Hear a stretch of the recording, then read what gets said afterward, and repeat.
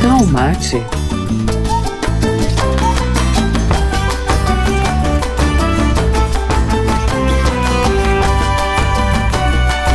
Esse é o podcast do Assam Círculo.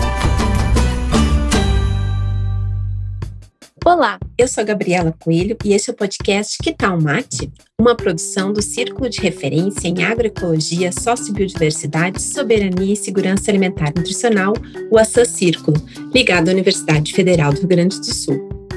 Esse 13º episódio é um episódio que fecha com chave de ouro as atividades do podcast Que Tal Mate, no ano de 2020. Para esse momento especial, a produção se une à Faculdade de Ciências Econômicas, ao Assam Círculo, ao CISAD e ao PGDR para homenagear uma celebridade brasileira no cenário internacional, o professor José Graziano da Silva, diretor-geral da Organização das Nações Unidas para Alimentação e Nutrição, a FAO, no período de 2012 a 2019. Em novembro de 2020, a URGS concedeu o título de honoris causa para o professor Graziano, uma das personalidades de maior destaque mundial nas temáticas de alimentação e agricultura nos últimos 20 anos. Ele esteve à frente do Ministério Extraordinário de Segurança Alimentar, a partir de 2002, da FAO América Latina, a partir de 2006, da FAO Roma, entre 2012 e 2019. E, nesse momento, está à frente da consolidação do Instituto Fome Zero, ação de extrema relevância em um momento da história onde a fome volta a ser a pauta primordial no contexto dos direitos humanos, situação agravada ainda mais pelo contexto da pandemia do Covid-19. Sendo assim, esse episódio se trata do reconhecimento da URGS, a trajetória do professor Graziano, a qual tem uma larga influência em nossa universidade, que abriga uma lista longa de seus ex-alunos, leitores e admiradores do seu trabalho, influenciando abordagens e perspectivas desenvolvidas pelas várias gerações de pesquisadores do PGDR, bem como a existência de um centro de referência em segurança alimentar, o Assam Círculo. Essa nossa conversa tem a intenção de homenageá-lo, mas também de presentear o nosso ouvinte com essa entrevista exclusiva com o professor Graziano. Professor, agradecemos muito pelo aceite ao nosso convite. É um grande prazer recebê-lo aqui no podcast Que Tal Mate? Gostaríamos de iniciar essa conversa buscando conhecer, a partir de sua experiência e trajetória, quais os principais desafios para o estabelecimento de diretrizes e de políticas voltadas à alimentação e agricultura nas múltiplas escalas, no nível de país, de América Latina e nível internacional.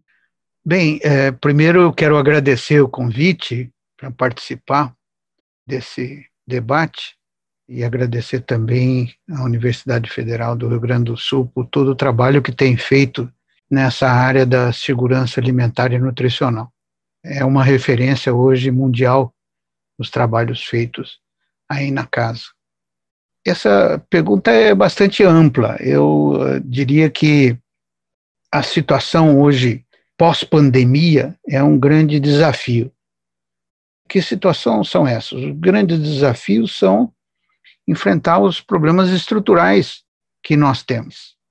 Eu acho que a grande marca da nossa região é a desigualdade.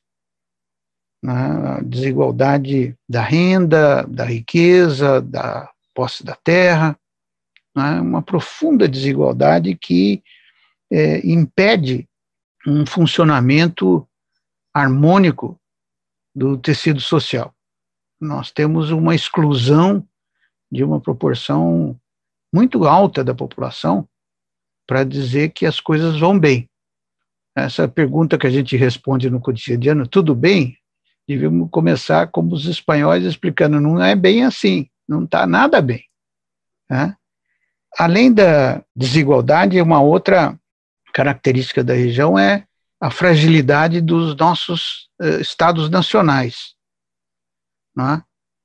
Nós temos governos federais que, na verdade, são uma pequena cúpula governando um palácio e que não tem nenhuma capilaridade nas regiões, principalmente aquelas regiões rurais mais distantes.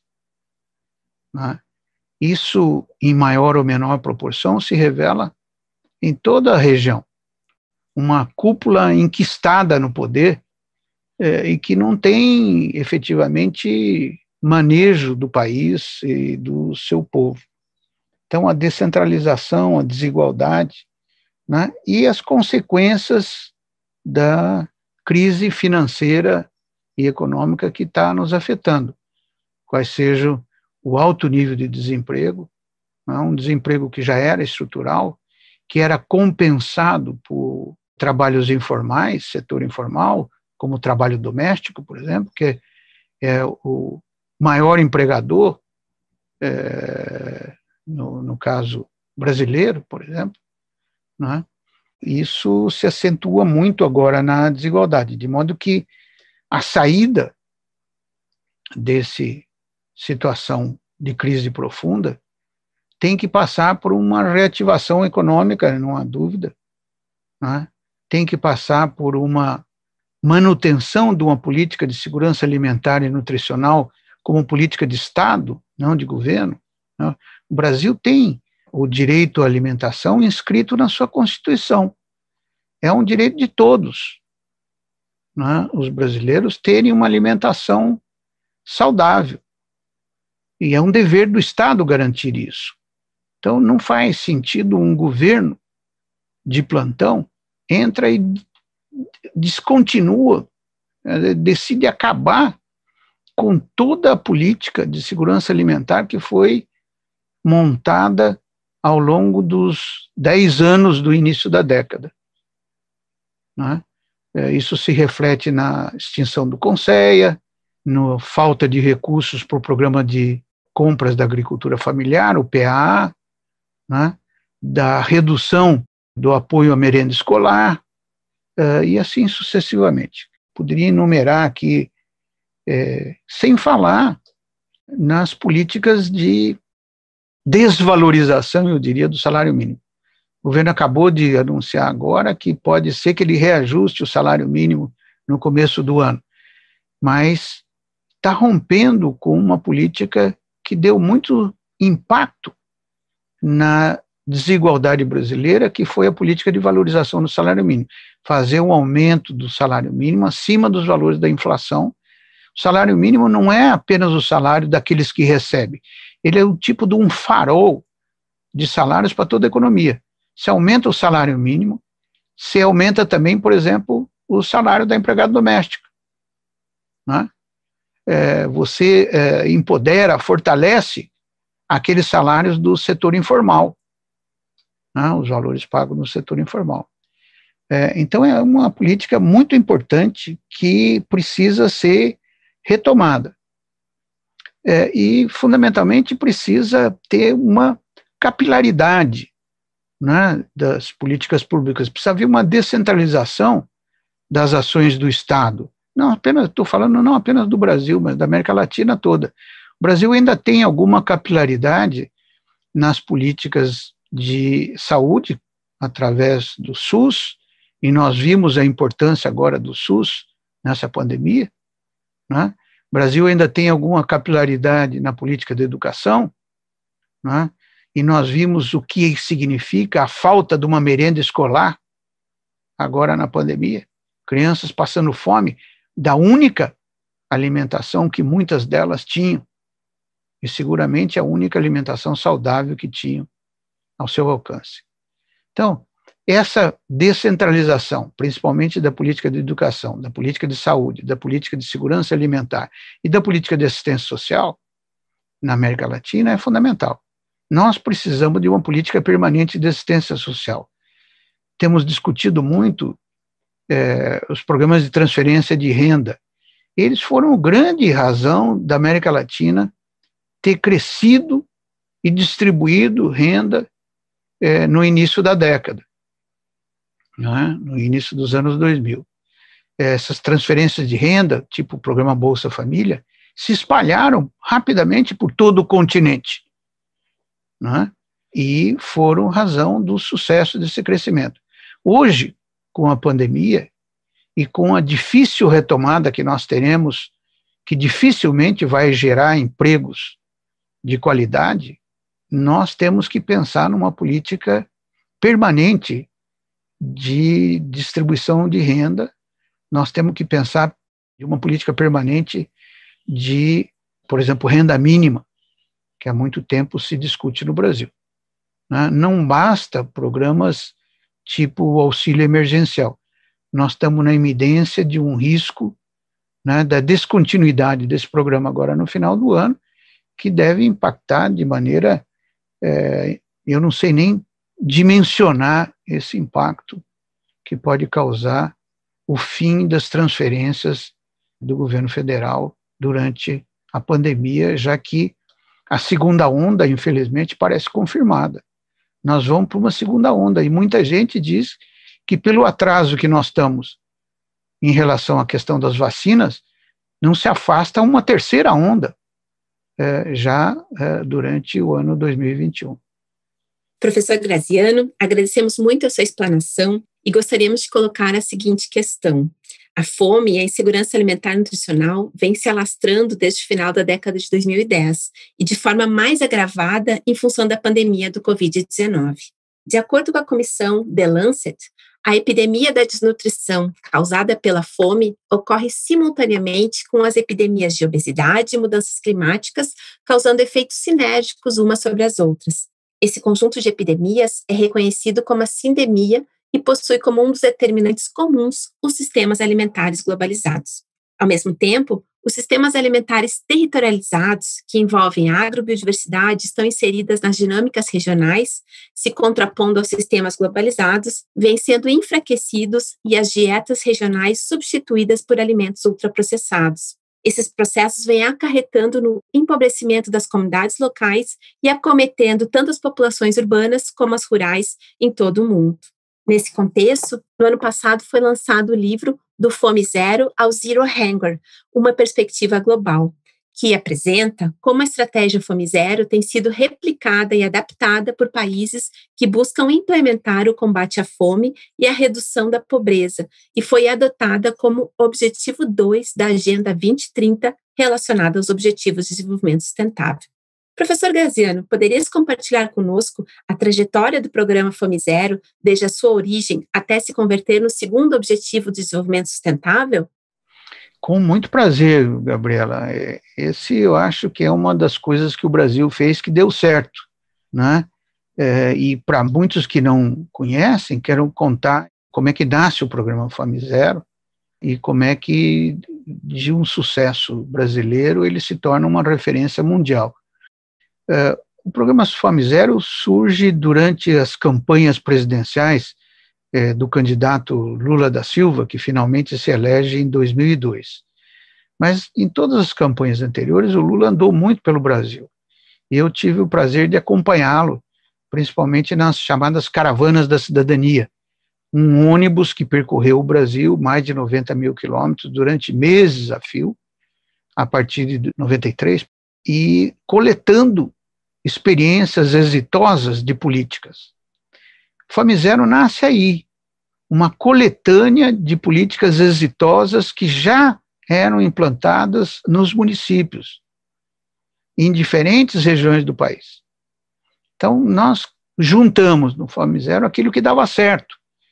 A experiência, por exemplo, do restaurante popular de Belo Horizonte, a experiência do programa de transferência de renda para manter as crianças na escola de Campinas, na época, e de Brasília, a experiência do programa de compras da agricultura familiar, que eram implantadas em vários municípios da região sul do país, e assim sucessivamente. Então, foi montado um programa, né, com diferentes níveis, municipal, estadual e federal, né, que supunham uma grande articulação nesses três níveis.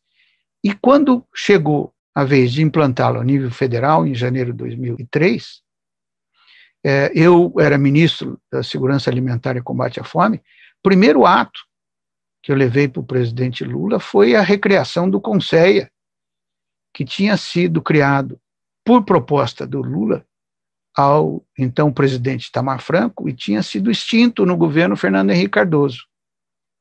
O CONSEA foi recriado e, a partir daí, o CONSEA articulou as propostas, né, e foi melhorando o programa Fome Zero com outras políticas. Por exemplo, introduzindo a compra da agricultura familiar na merenda escolar. É uma iniciativa do CONSEA, né, a partir das políticas já existentes, propostas dentro do programa Fome Zero. Muito bem, em 2006 eu saí do governo e fui para a FAO, regional da FAO da América Latina, em Santiago. Fiquei 7 anos em Santiago. E lá nós implantamos o que se chamou o programa América Latina Sem Hambre 2025, uma proposta de erradicação da fome na região latino-americana até 2025. Dessa fase, eu, em 2012, saio da FAO no Chile e vou para Roma, na FAO Mundial. Eu fui eleito como diretor-geral da FAO em junho de 2011 e tomei posse em janeiro de 2012. E a partir daí nós implantamos um programa de fome zero na Ásia e na África, a pedido, por solicitação dos países que queriam implantar e conhecer a experiência brasileira. Essa história toda está contada num livro que eu queria deixar como referência para vocês. Tem uma versão em português e uma versão em inglês disponível no nosso site do Instituto Fome Zero, que, se tiver oportunidade, eu gostaria de falar um pouco aqui veio. Bom, esse livro mostra nos seus vários capítulos, são 11 capítulos, como o Brasil, ao sair do mapa da fome em 2014, não é, influencia todo o debate mundial de acabar com a fome. Vale lembrar que até 2014 estava vigorando o que se chamava Objetivo do Desenvolvimento do Milênio. E esse Objetivo do Desenvolvimento do Milênio colocava como meta reduzir a fome à metade. Não se falava em erradicar a fome. Havia muita resistência a um programa de erradicação da fome por achar que isso não era possível, até aparecer a experiência concreta do Brasil, que sai do mapa da fome em 2014. Né? Isso influencia, tanto que o secretário-geral da ONU, na época, o Ban Ki-moon, por inspiração do Fome Zero, quando ele vem ao Brasil em 2012, na cúpula do Rio de Janeiro, ele adota o que ele chamou o Desafio Fome Zero. É um desafio de 5 metas que passa a orientar as ações das Nações Unidas em relação à segurança alimentar e nutricional. E clara inspiração no programa Fome Zero, né? E eu era o vice do Ban Ki-moon na época para os assuntos de segurança alimentar e nutricional. Ele capitaneava as reuniões e eu era o que ajudava a implementar as decisões tomadas. Então, com o aparecimento do Objetivo do Desenvolvimento Sustentável em 2015, com a adoção em setembro de 2015, o objetivo número 2 passa a ser acabar com a fome, e toma o nome de Fome Zero. Ele é conhecido internacionalmente como Objetivo número 2, Fome Zero, né? Com uma clara referência ao Brasil. Essas considerações que eu estou fazendo estão todas bem detalhadas no livro, que pode ser objeto de consulta para quem estiver interessado. Eu acho que, portanto, o livro dá uma boa ideia desse contexto que foi se criando para o objetivo. Eu acho que é um dos motivos, pessoal meu, de maior orgulho de ter podido ajudar nessa trajetória de um programa brasileiro se converter numa referência mundial, mas acho que deve ser um orgulho de todos nós brasileiros também. Temos inspirado o mundo de como acabar com a fome, né, que é uma das mazelas milenares desde a existência da humanidade, né, que nós travamos esse duelo diário contra a fome. Boa parte das pessoas ainda passa fome no Brasil e no mundo nos dias de hoje, mas pelo menos agora nós já temos um roteiro de como combater isso. Quem quiser se inspirar, seja aqueles no seu município, sejam os prefeitos, seja aqueles secretários ou governadores de estado, seja aqueles técnicos atuando no governo federal, aqui está um pouco a receita do bolo, como ele foi preparado, como ele cresceu e como virou essa referência hoje do objetivo número 2 do milênio. Professor, realmente esses aportes para pensar na segurança alimentar e nutricional nos diferentes níveis muito nos capacita aí para continuar esse trabalho que o Centro de Segurança Alimentar vem fazendo desde a parceria com o extinto Ministério do Desenvolvimento Social e Combate à Fome. Nós gostaríamos, então, chegando ao final, que o senhor pudesse compartilhar conosco os desdobramentos da sua larga trajetória nas temáticas de alimentação e agricultura e o processo de implementação do Instituto Fome Zero. Bom, obrigado pela oportunidade, Gabriela. O Instituto Fome Zero nasce para manter essa bandeira da erradicação da fome. Com a pandemia, eu passei a notar cada vez mais um certo pessimismo e até, em alguns fóruns, uma tendência a revisar os objetivos do desenvolvimento sustentável como se eles fossem inatingíveis. Eu queria deixar bem claro, minha opinião é que se nós não alcançarmos o objetivo do desenvolvimento sustentável até 2030, nós poderemos estar entrando numa rota irreversível que ameaça a própria história da humanidade. Né? Quer dizer, essa sindemia hoje que junta a questão do meio ambiente, a questão nutricional, não é? E o tema da obesidade que nos afeta, com todas as consequências que nós estamos vendo, inclusive agora durante a pandemia, onde a obesidade é um fator de elevar o risco de morbidade por doenças relacionadas como a diabetes, pressão alta, questões cardíacas, né? Os nossos sistemas alimentares estão nos levando cada vez mais a serem obesos. Nós estamos comendo cada vez pior. Né? E estamos comendo de uma forma não sustentável. Estamos destruindo a nossa galinha de ouro, matando a nossa galinha de ouro. Então, se nós não formos capazes de realmente atingir as metas do objetivo do desenvolvimento sustentável, nós estaremos colocando em risco nossa própria existência como seres humanos. O Instituto Fome Zero nasce para isso. Já mostramos que foi possível sair da fome. O Brasil, como eu disse, sai do mapa da fome em 2014. O que é o mapa da fome? Muita gente me pergunta isso. O que é o mapa da fome? Talvez preciso explicar.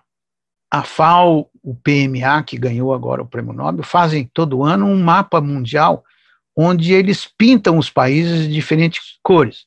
Em vermelho são os que têm mais de 5% da população passando fome. E em azul são os que têm menos de 5% de suas populações passando fome. O Brasil apareceu pela primeira vez na história em azul no mapa de 2015, não é? Que eu tive o prazer de entregar para a presidenta Dilma em Nova York durante uma Assembleia Geral das Nações Unidas. Infelizmente, 3 anos depois, em 2018, os números do IBGE mostram que o Brasil está na beira de voltar ao mapa da fome. E eu fiz algumas projeções junto com o professor Mauro Grossi, da Universidade de Brasília, mostrando que se nós assumirmos um comportamento, uma projeção linear, ou seja, todas as coisas continuarem igual entre 18 e 20, sem considerar a pandemia, o Brasil já estaria de volta no mapa da fome com 6,5% da sua população passando fome. Cerca de 15 milhões de pessoas. Isso é uma projeção sem considerar a pandemia.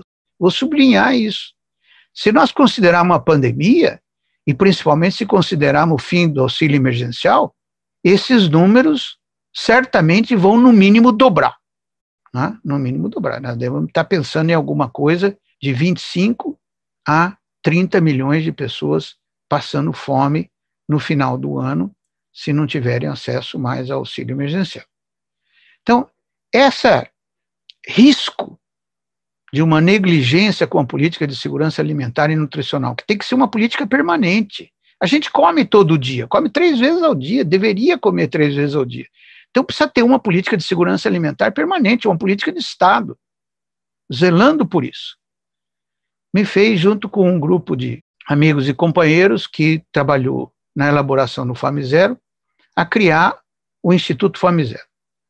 O Instituto Fome Zero tem, primeiro, o intuito de preservar a memória, né? Nós temos várias publicações feitas que vão se perdendo se não tiverem um lugar, um site para ancorá-las. Então, o objetivo do Instituto é ser esse site de referência dos trabalhos e publicações sobre erradicação da fome no Brasil.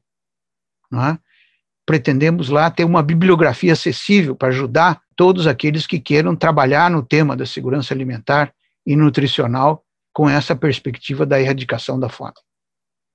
Além disso, o Instituto pretende participar de debates, né? Temos tido lives, principalmente agora durante as eleições municipais, para alertar da importância da segurança alimentar, que se constrói primeiro a nível dos municípios, para alertar os candidatos a prefeito, e pretendemos em janeiro agora começar a fazer com os prefeitos eleitos por região uma série de lives mostrando como montar um programa de segurança alimentar e nutricional.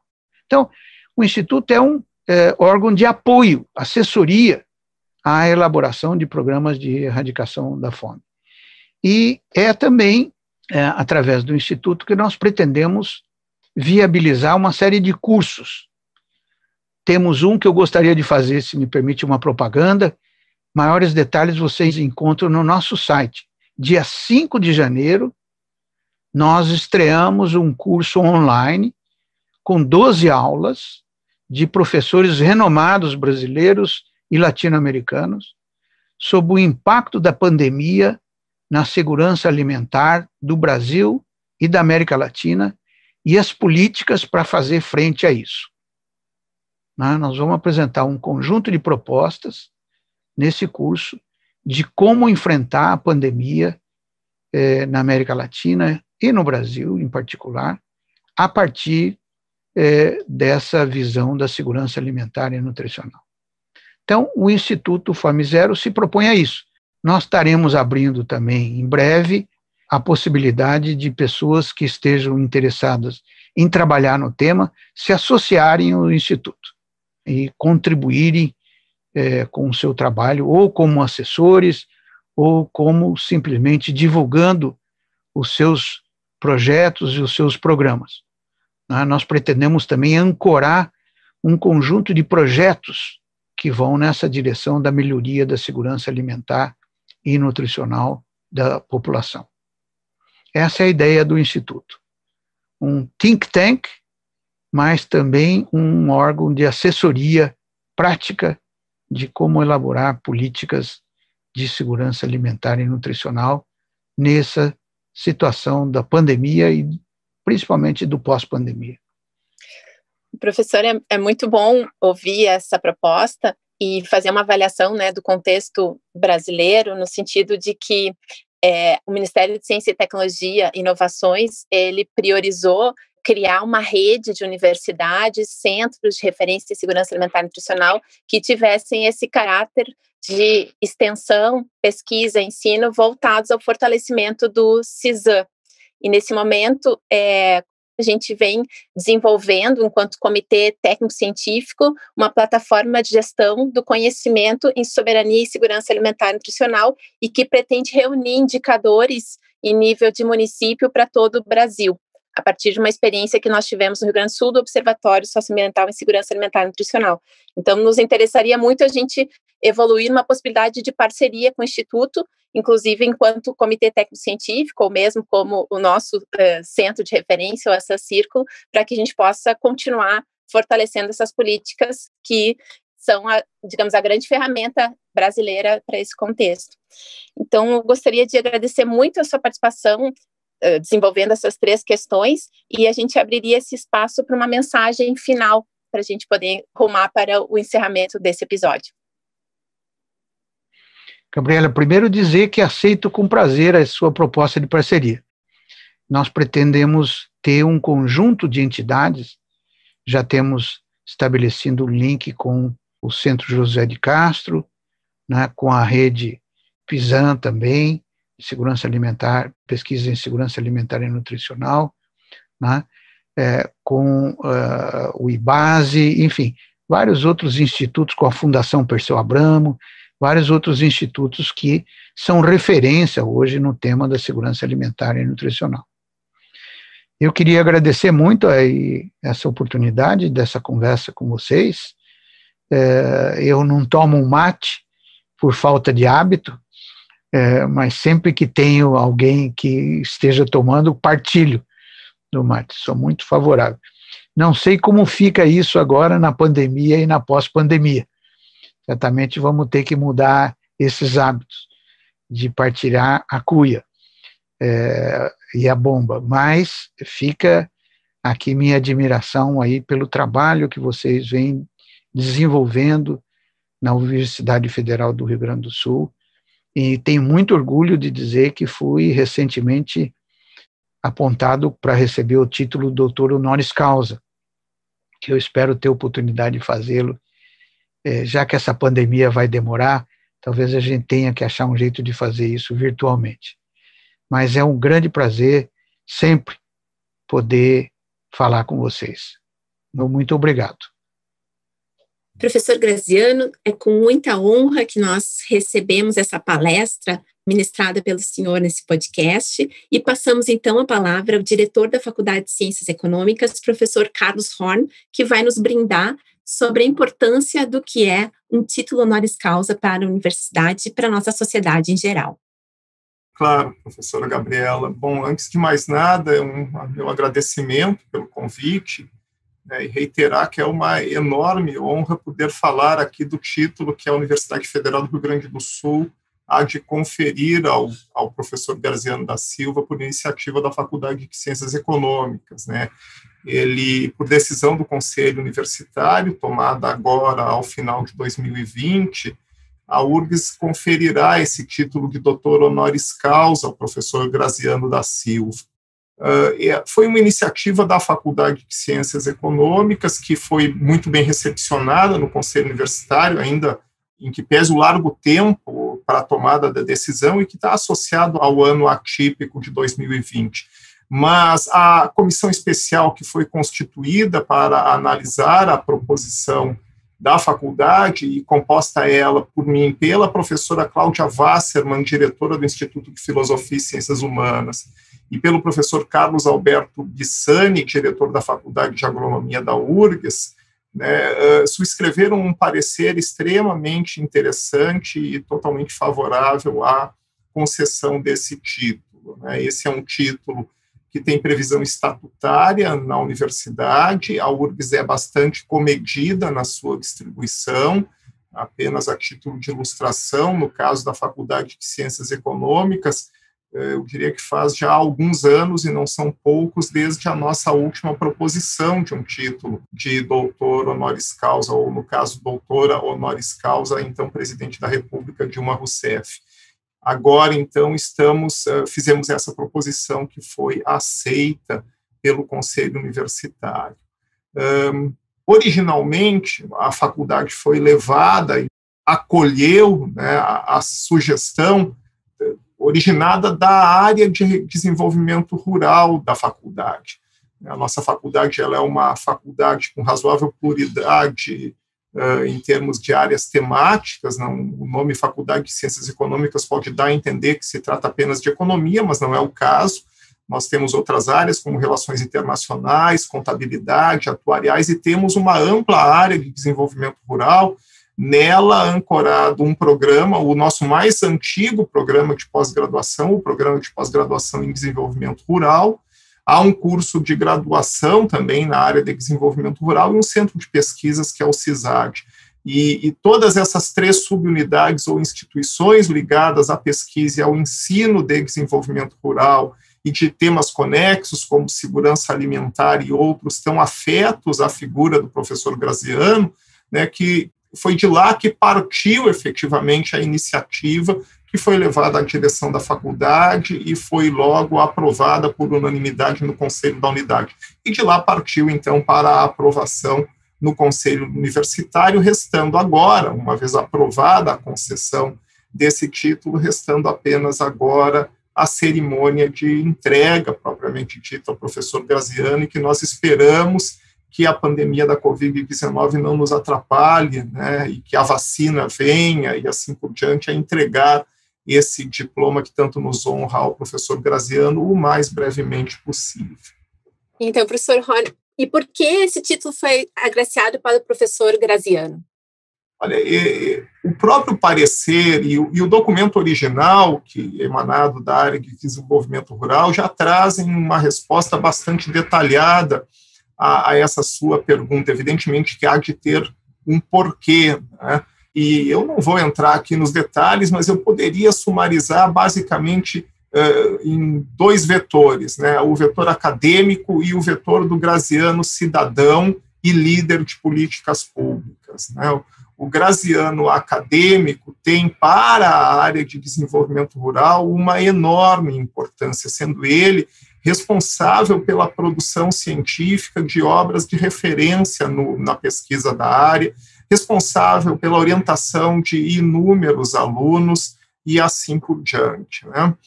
O Graziano, líder de políticas públicas, é o Graziano que tem, digamos assim, maior visibilidade pública, por assim dizer.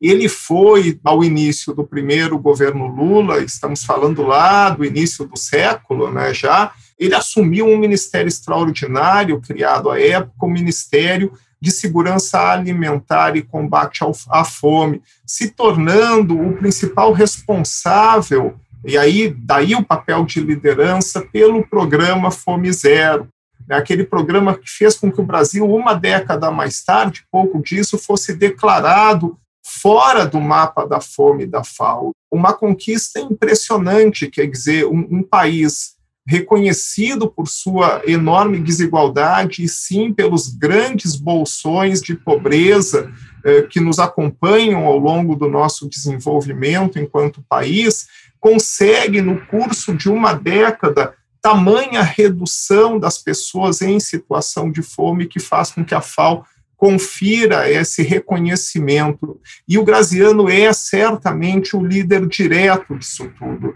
Óbvio que ele não o faria se não tivesse um apoio político mais amplo que ele recebeu, mas são as ideias que ele, seu grupo de pesquisa, seus colegas em outras universidades desenvolveram nos anos anteriores sobre como enfrentar essa chaga brasileira que é a fome, que permitiu que, quando ele teve a oportunidade e ousou assumir, né, a liderança dessa oportunidade no então primeiro governo Lula, nos levasse a uma situação, e rapidamente a uma situação de redução muito grande da pobreza e de eliminação da fome.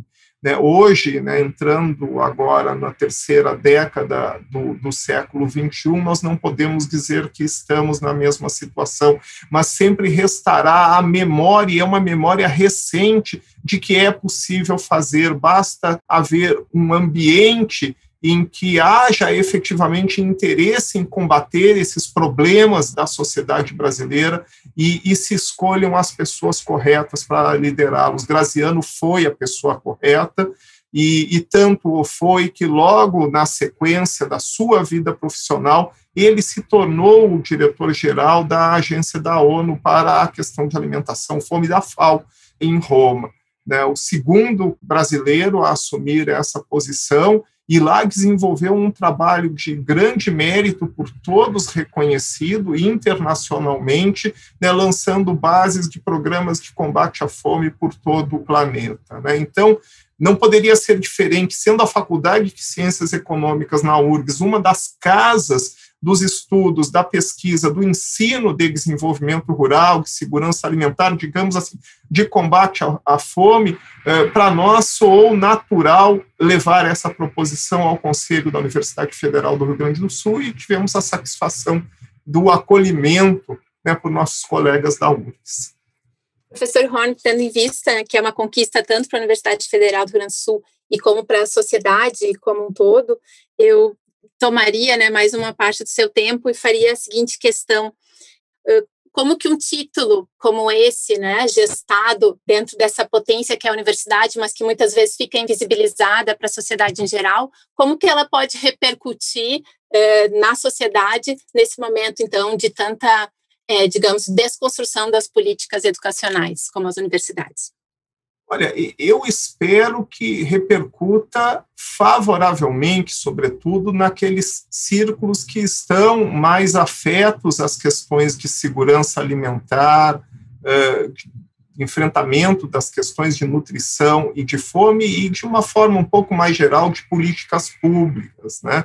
É claro que a universidade não tem o apelo de uma ampla rede social, tampouco de um amplo canal de mídia como os já consagrados do centro do país. Mas a Universidade Federal do Rio Grande do Sul é uma das mais importantes universidades brasileiras e nos vários rankings de pesquisa, ensino de graduação, ensino de pós-graduação, nós temos invariavelmente ocupado uma das 5 principais posições e ao longo dos últimos anos, galgando também posições no cenário internacional. Eu lembro a todos que a Universidade Brasileira é uma universidade jovem, relativamente muito jovem.